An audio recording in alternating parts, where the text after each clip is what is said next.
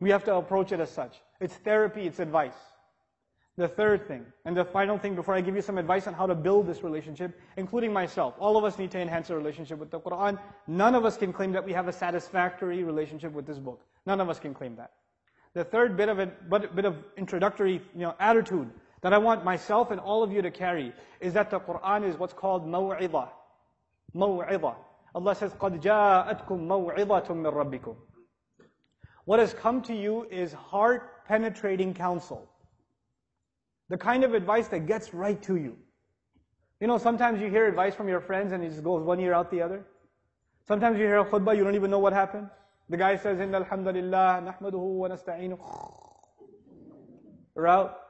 Like that guy back there. I'll see if I can. I'm kidding. Right? But then there's sometimes a khatib is giving a lecture, there's 1,000 people in the audience, you're all the way in the back, he can't even see you, but you feel like he's talking just to you. You feel like, how do you know that? How's he talking to me like that? You feel like he's talking just to you. Sometimes a friend gives you advice and it hits you right in the heart. It gets right to you. Other times it doesn't, sometimes it does. Qur'an calls itself the kind of advice that penetrates into the heart. It goes inside. That's what it calls itself. Now what's the only explanation for the advice being heard and not getting into the heart? Something is trying to get access. The only possibility is the door's locked. If the door's open, it can go right in. So it must be the case, أَمْ عَلَى قُلُوبٍ أَقْفَالُهَا. Maybe the hearts are locked up. They're not allowing the advice to enter. So we need to figure out a way to unlock our hearts.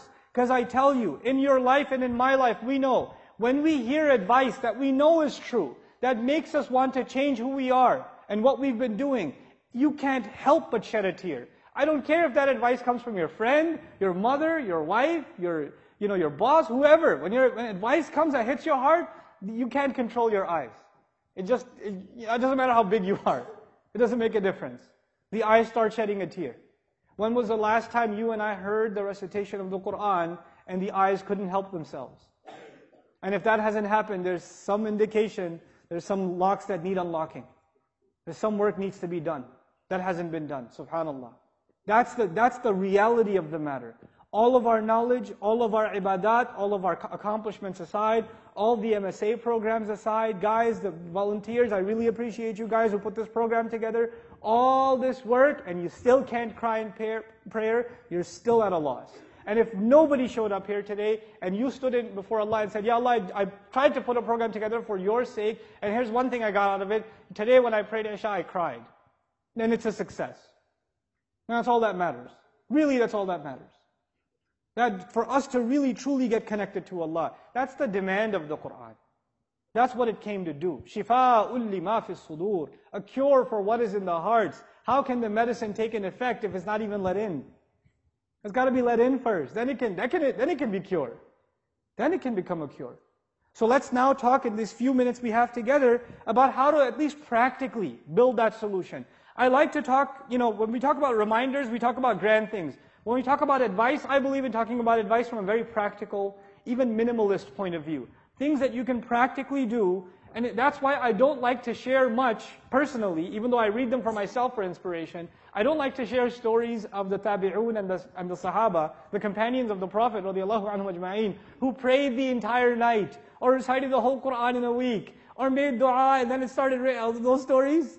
I don't share them. You know why? Because you know what happens to most of you when you hear that? Man, they were so awesome. I'm so bad. Assalamu alaikum. That's the end of the... Man, Sahaba were really cool. I'm so going to hell. That's it.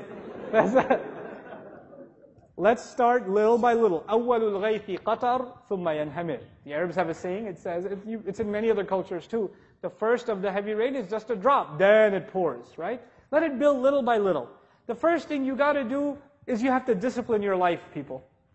I have to do it, you have to do it. You know what it means to discipline your life?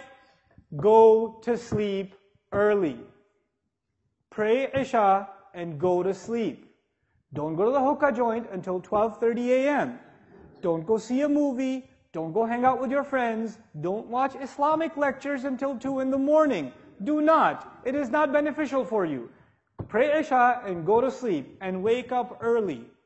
Wake up before Fajr. Give yourself 30 minutes, 15 minutes, 20 minutes. I know it seems impossible. It's only impossible because of Netflix at night. Okay? That's the only reason it's impossible. Give the nightlife up. Let the night be for sleep. At least you're not accumulating sin every night. At least you're not burying your heart under more sin every night. At least you're sleeping. At least you're innocent for that much. At least that much. Then you wake up and you pray. At least start with a routine of praying Fajr on time. Start with Fajr on time. And the guys here, at least once a week, guys, make it to the masjid for Fajr. At least one. I don't ask you every day. Just one day a week. Give yourselves one day a week. And you don't catch the second rak'ah right before the salam. Right? And then after you finish making it up, you're like, oh, masjid today. That's right.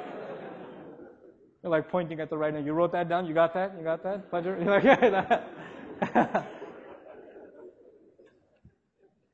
Get to the masjid early. Let me tell you something about Fajr in the masjid. It has a spiritual impact that only people who go to it will experience. It can't be explained in a lecture.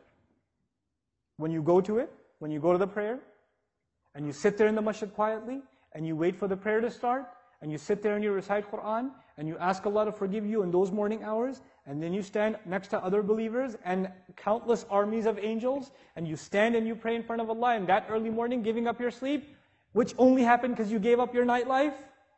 When you do that even once a week, the joy you will get out of it, you will, as you are walking out of the masjid, you will wish to yourself you did that every morning.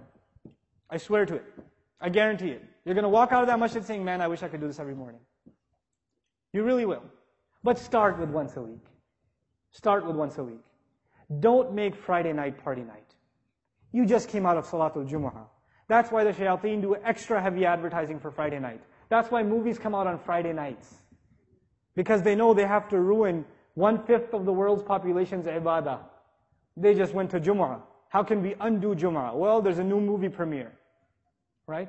That same night. Let's get it all done with before its effects carry over even the weekend. Right? Make Fridays a good time. You know, let that be a good time. That's number one thing. The second thing is every single day. I don't ask you to recite a juz. I don't expect that much anymore. 1 page of Qur'an. In Arabic, I don't care how badly you recite. I don't care how badly you recite. If you're embarrassed of your recitation, go in a room by yourself.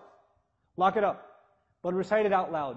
Not silently. Out loud. And before you recite, if you don't know any Arabic, turn to Allah and say, Ya Allah, I'm reciting your word only for you. And you're the only one who can make it easy for me. You're the only one who can make it easy for me to recite it, to memorize it, to understand it, to love it, to pray with it. You're the only one who can do that for me. Ya Allah, and I'm doing this for you. You make it easy for me. This will be your personal time with Allah Azza wa Jalla outside of Salat. 10 minutes is all it takes. But you need to make that time. You need to make that time in your life. And as your love for the Qur'an grows, I won't have to convince you in a lecture to give it 10 minutes. You'll be sitting with it 20, 30, 40, 50, an hour. That time will increase for you. It will increase for you. But it will happen on its own. It will never happen though unless you put yourself in a routine. None of these things will benefit your life until they become a routine. You really want to have a relationship with the Qur'an, start with reciting it. Even if you don't understand it. Even if, I'll say it again, even if you don't understand. Brother, I don't understand Arabic. I don't get anything out of it. Yes, you do. You don't even know what you get out of it.